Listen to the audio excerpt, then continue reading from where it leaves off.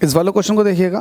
Question number 12 आपसे कह रहा है the source of energy of sun's radiation, जो सूरज से आने वाली रोशनी है, रेडिएशन है, उसका सोर्स क्या, मतलब सूरज के पास ऐसी कौन सी घटना हो रही है जिसकी वजह से ये हमें इतनी सारी एनर्जी मिल रही है।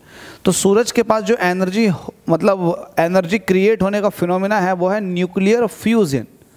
क्या है? न्यूक्लियर फ्यूजन, मतलब न्यूक्लियस का एक तरह से जुड़ना। जैसे कि अगर दो हाइड्रोजन एटम, या फिर आप ऐसे कह दो, चलो ऐसे कह दो 1s2 1s2, अगर दो ड्यूटेरियम पार्टिकल्स जुड़ते हैं तो ये 2He4 हीलियम बनाता है, हीलियम एटम बनाता है और हीलियम पार्टिकल बनाता है, साथ में बहुत सारी एनर्जी क्रिएट होती है, क्योंकि न्यूक्लियस को जोड़ने का काम के लिए बहुत ज़्यादा एनर्जी चाहिए। लेकिन जब एक बार न्यूक्लियर जुड़ जाते हैं तो फिर बहुत ज़्यादा एनर्जी निकलती भी है।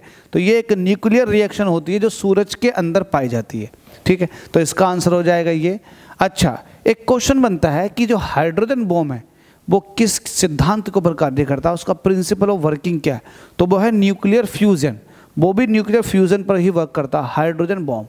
और एक बात और बताता है, न्यूक्लियर बॉम्ब जो होते हैं वो न्यूक्लियर फिनोमिना है और उसमें न्यूक्लियस टूटता है। हालांकि ये भी न्यूक्लियर फिनोमिना है, इसमें न्यूक्लियस जुड़ते हैं और एटॉमिक बॉम्ब के अंदर न्यूक्लियस टूटता है, तो उसको बोलते हैं न्यूक्लियर फिजन। लेकिन ये न्यूक्लियर फ्यूजन है क्योंकि जुड़ रहे हैं। फ्यूजन मतलब जुड़ना, फिशन मतलब टूटना।